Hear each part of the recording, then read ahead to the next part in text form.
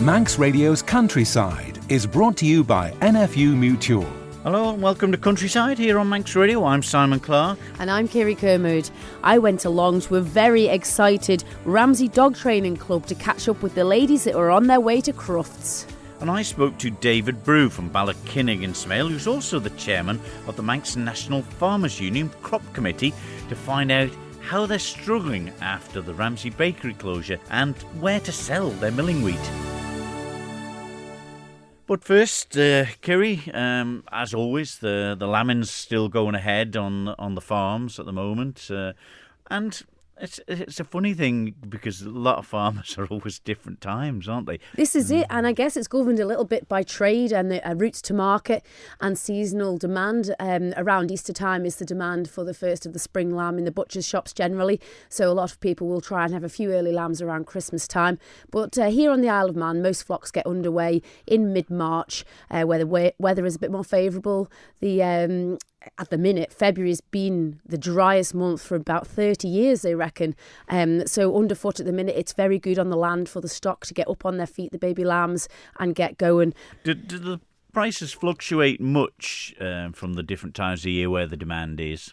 Yeah, more so at Easter time. There is a stronger demand and there will be a little bit of a price lift for the early spring lambs. As the year follows on out, September time, you'll see the market dipping off a little bit where there's an influx of the majority of the March, April born lambs coming into the season there. But generally around Christmas time, there's more demand for beef and lamb will drop off quite considerably into the new year. So, farmers are looking forward to a good year ahead. Price of beef is exceptional. We're at an all-time high at abattoir prices for beef product. We'll see what goes, but it's all change. It certainly is, as we'll be hearing as the programme goes on. And firstly, I went to the north of the Isle of Man, obviously cereal growers on the Isle of Man, and whatever you're doing around a farm, if it's involving around arable work and a lot to do with livestock too, you're sort of planning not just a week or two in advance, it's years in some case. And particularly if you're a grower of wheat, which the Laxey Flour Mill was one of the biggest recipients of the milling wheat that was produced by farmers in the Isle of Man. And that outlet, of course, was probably 70 or 80% going to Ramsey Bakery. So with the bakery gone, I went along to speak to David Brew from Ballykinnig Farm in the north of the Isle of Man. He's also chair of the Manx National Farmers Union, and it must be a difficult period for wheat growers and cereal crop growers on the Isle of Man with these troubling times. It has been troubling times. I think it was almost a year ago, maybe to the week that you were here last year, and obviously things were just sort of developing then. Ramsey Bakery hadn't closed at that point, but fertiliser prices had probably gone up threefold. Everyone was sort of scratching their heads wondering what to do, whether they should continue to treat that milling wheat that was in the ground as milling wheat, or whether to try and reduce the inputs into it and treat it as feed wheat. But if you were going to do that, that feed wheat would have had to be exported because the markets aren't here locally. The milling wheat and the feeding wheat, is it the same product, or would you have to grow a different variety? No, completely different. Different varieties, completely different varieties. They've been specially bred for bread making over generations really of plant breeding. So not only that, so the varieties are different. The agronomy of growing them is completely different. The costs involved in growing them are completely different. But you can say, for example, if you which happened last year, obviously all the milling wheat growers grew milling wheat varieties. And all the milling wheat varieties, they do have a lower yield potential than feed wheat varieties. But you can, if you then decide that market, say for milling wheat, had disappeared, you would just reduce the inputs into that crop and then it could be then sold just into the feed market. But the problem with that would be that the markets do not exist here on the island for growing feed wheat. So all the wheat that was grown potentially for Laxey Glen Mills that then went on to Ramsey Bakery, if that didn't happen, which it didn't happen, the market didn't exist here for feed wheat. So everyone decided that they would continue to treat the crops that were planted in the autumn of 21 as milling wheat, which meant that had a higher input cost, i.e. you had to use nitrogen, you had to the fungicides, etc., because it's going for human consumption.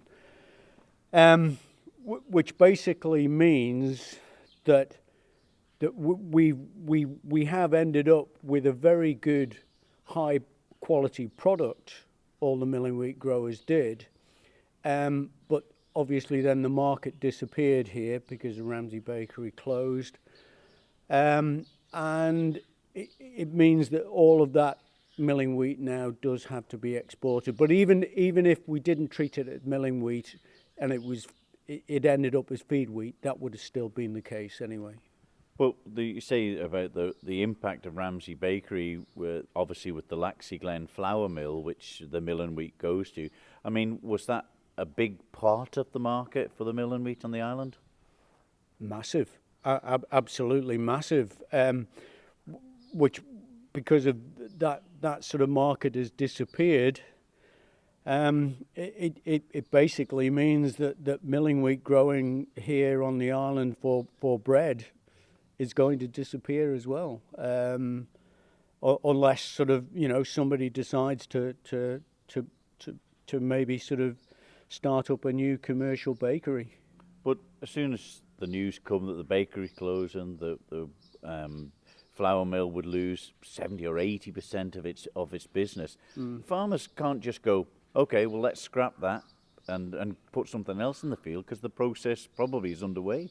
Oh, it was underway, and this is what I meant. I mean, we had to make a decision whether we kept on treating that crop that was already in the ground as milling wheat, which had a much higher input cost, or we didn't, or we reduced the inputs into it and ended up with feed wheat. But as I said, both of those would have had to be exported anyway, so everyone took the decision to continue treating the crop that was in the ground as milling wheat. And I think probably it's worked out to the best, because there has been a general shortage of high quality milling wheat in the UK. The premium over feed traditionally has only been maybe between 20 and 40 pound. That premium at the moment is around about 80 pound in the UK. Just come at a good time, I suppose. That well, it's made the economics of shipping the wheat to the UK a little less damaging than it otherwise would have been if there wasn't that shortage in the UK. Is it viable to ship crops? No, I don't think it is viable to ship crops. I mean, even into the northwest of England, you're £50 a ton. If you're going further afield than that, it will start escalating higher as the distance increases. But no, I because basically everything that's produced here on the island, we're producing at a much smaller scale than the UK. Your average farm size here maybe 120 acres, and if you ask DEFRA, I think for the average field size it's more likely to be around about 3 or 4 acres. The average overall, okay, you'll have a lot of fields about 8 and 10 and etc., but average is, I think, is still around about the 4 acre. So trying to compete, say for example, even with Mr. Clarkson's farm 1,000 acres, the economics of doing that is almost impossible. Grain is a world market, and to a certain extent, that's what we're competing with here on the island, trying to grow arable crops on a very small scale in comparison, but the price that's received is maybe dictated to by something that happens in Canada or US or Australia or in Russia or Ukraine. The economics of scale just almost make it impossible. And then when you then have the additional cost of getting it across the Irish Sea, the economics don't stack up. The farming and agricultural sector on the island seems to struggle in all areas. Dairy, there's not much in the poultry side of things. The pig side of it's a struggle. The cattle. I mean, it must be head scratching to try and think where to diversify to, David, is it? Absolutely, it is. Absolutely. I mean, I have to say, in my farming career, which is around 40 years, I don't think I've ever been in a position where I don't really know what to do in the future. And I think there must be an awful lot of people like me just scratching their heads wondering, well, what do I actually do with this land? David Brew, farmer from Ballackinnig in Smail, and also he's the chair of the Manx National Farmers Union Crop Committee, and it's a struggle, and that was a poignant note that we ended on there. Well, this is it. There is encouragement with the agri-environmental schemes at the moment to do different things with farm use, but productive land that David has, it's just such a crying shame. I know that in other countries at the minute they are really supporting the fruit and veg sectors. They're getting behind the farmers. France is investing 200 million in its fruit and veg sectors. Whether we look at different uses for these farms that are no longer doing the milling wheat in particular, there is room for feed wheat, but again, like David said, it's a lot more money gone into the investment of planting a milling wheat crop. The returns will be different, and also there's the knowledge. You can't just go into veg growing if you've never grown a vegetable before, and is there routes to market there? I don't know what the answer is, Simon, but it is worrying times for lots of the agricultural industry. Yeah, and when you look at news from off the Isle of Man, you read here that England has lost 1/5 of its female breeding pig herd following 2 years of heavy financial losses. These are new figures released by DEFRA. 20% decline. National Pig Association said these figures were shocking, but not surprising. This is it. I mean, they see it coming, but they can't do nothing. Well, this is the trouble. The skyrocketing input costs are really having a detrimental effect, and there has to be a point where you have to draw the line. We do need food security. We keep saying it, and shipping food around the world isn't the answer. And here on the Isle of Man, we've got a really vibrant agricultural community, but with a bit of support and direction and all sticking together, it could be made better. But it has changed. Mixed farming, the old way, might be the answer again.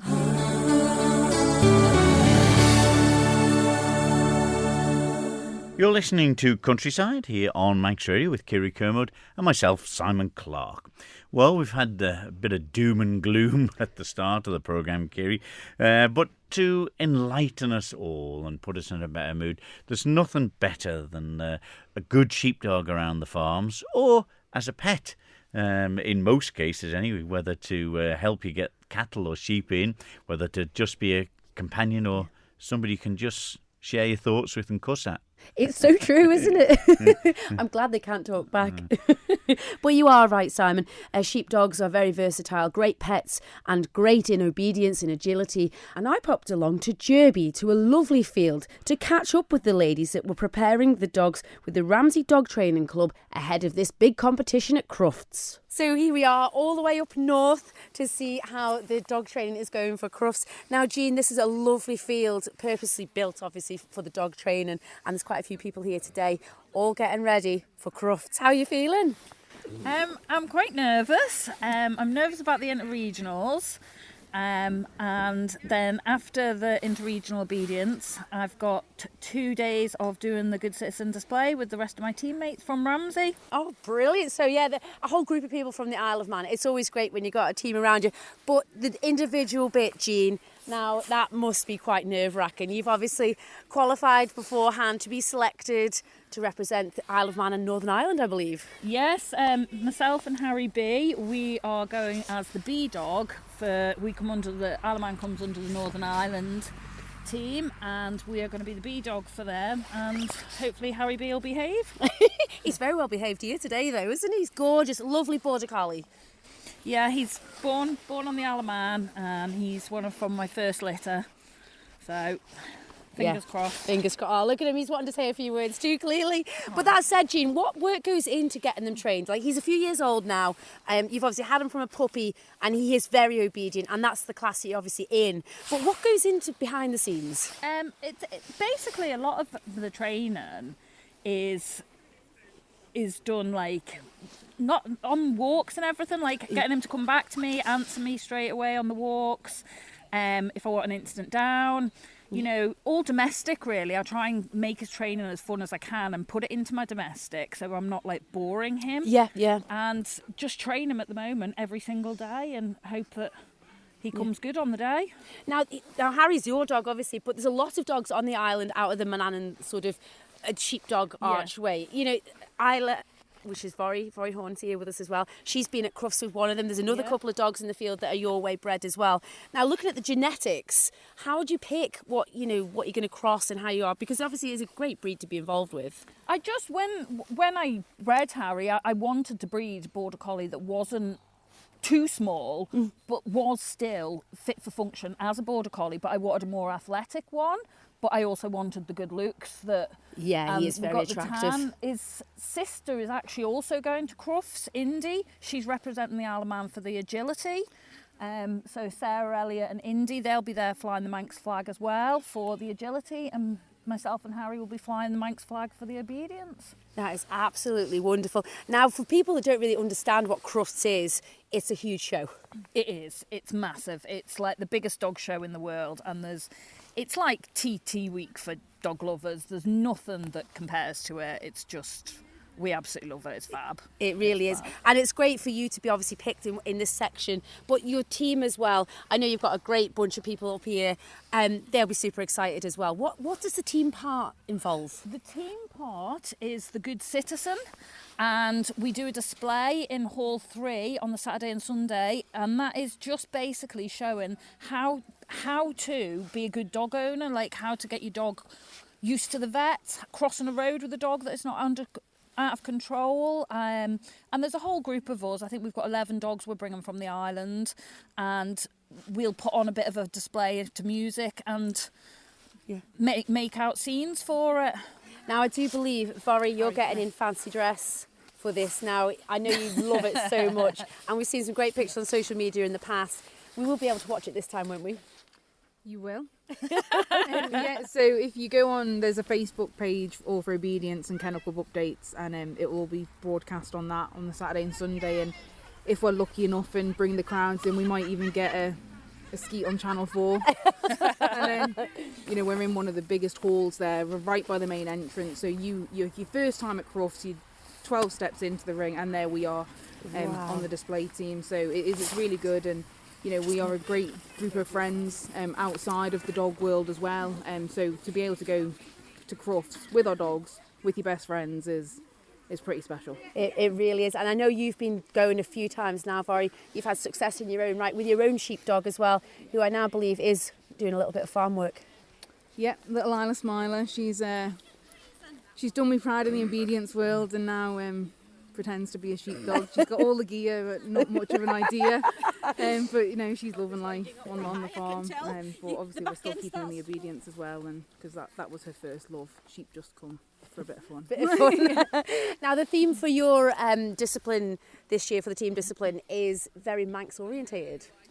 Yeah, so this is probably I think it's the 7th time we've been invited back by the Kennel Club now to do this display. So every year we get asked. It is a huge honour. And we've got to the point now that we've got a great relationship with them, that they they give us some trust and let us kind of run our own show in you know. That's brilliant. So, Absolutely brilliant. There's a scene that you have to do like a controlled greeting, and it's basically your dog's going up and meeting strangers. So this year we're bringing the Manx flags over, we're bringing the Isle of Man with us, and we're going to put on a Tynwald Day. Wow, that's Tynwald Day brilliant. event. What a great idea. Yeah, so that should be fun. So Manx flags everywhere, and you know, getting a bit of the Isle of Man there as well. Not many people would know what Tynwald Day is, but hopefully after Crufts they will. Well, this is it, absolutely. And also we have Gemma Stockton here. Gemma, you have been under the bright lights before. You've been in the breed sections now. They're the ones that we would generally see on the telly, individual dog breeds. Now, there is a hooligan running around here somewhere called Solo. Lovely looking. It wasn't him. A lovely looking boxer dog, a youngster, but it was your old dog that you were there with originally. Yeah, Asbo. It was in 2013, so that's like, what, that's 10 years? Wow. Oh, yeah, it was 10 years ago.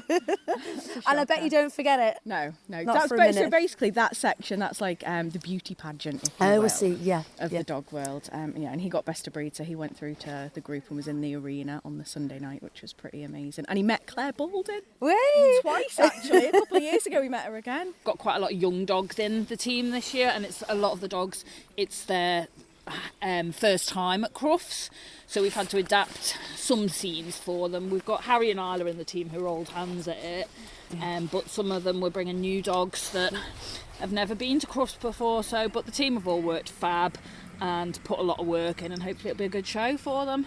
And is it hard for people to get involved? Like, obviously they might take a bit of inspiration, see it on TV. You know, how do they get in touch and bring maybe their little dog along to, you know, who knows, it could be absolutely wonderful. Well, we run Ramsey Dog Club, which is you can just turn up any week with your dog, and we take all dogs from all abilities, all ages. It doesn't have to be a puppy, and we run the Good Citizen scheme and help you pass your bronze, your silver and your gold, and that's what we're doing at Crufts. So yeah, be part of it, isn't yeah, it? yeah, and be a big part of it, and anyone can be part of it. Anyone can train their dog. They don't have to be for a specific type like obedience or agility. You can just come along and get better manners for your dog. And within your bit, Jean, you're doing the dog obedience. Now, there's different exercises. Now, how does your dog react to learning all of these different exercises at home and then performing them under the lights? Oh, God. I just want to add this in back where I was talking to you before. Well, there's different exercises. We've got the send away, and then they'll break off. After each exercise, I can break off and reward him without no treats or toys, obviously, in the ring. But after each exercise, I can reward him, give him a little pat before I set him up for the next exercise. So I do get to interact with him a bit. And does he sense your nerves, or because I think you feel the nerves? Oh God, I feel them, and then once I'm in the ring, I'm okay. But before I go in the ring, yeah, I'm not good. How is she, Forry? Unbearable? Not unbearable, but she's a bit wobbly. So what dates are we going to have to look out for you guys? And obviously you've got your own social media pages we can follow, but what are dates? So inter-regional is Friday the 10th, and then the silver display team is Saturday, Sunday. There we go. That was Jean Young, the team leader for the trip to Crufts, Vorry Horn and Gemma Stockton, who are part of the Kennel Club display team. Good luck to everyone involved in that. But that's it for this week's programme. Good luck to everyone. Break a leg in the Young Farmers concerts this Thursday, Friday and Saturday. Kirree and myself will be there, won't we, on the Saturday night as guests of the Isle of Man Federation Young Farmers to record some bits with the chairman and the people, the winners, anyone who's took part, young and old, judges, and we'll have some clips for you on next Tuesday's programme as well. In the meantime, though, we'll see you next Tuesday at 6 o'clock. So from me, Simon Clark, And me, Kirree Kermode. we see you then. Bye-bye. Bye-bye.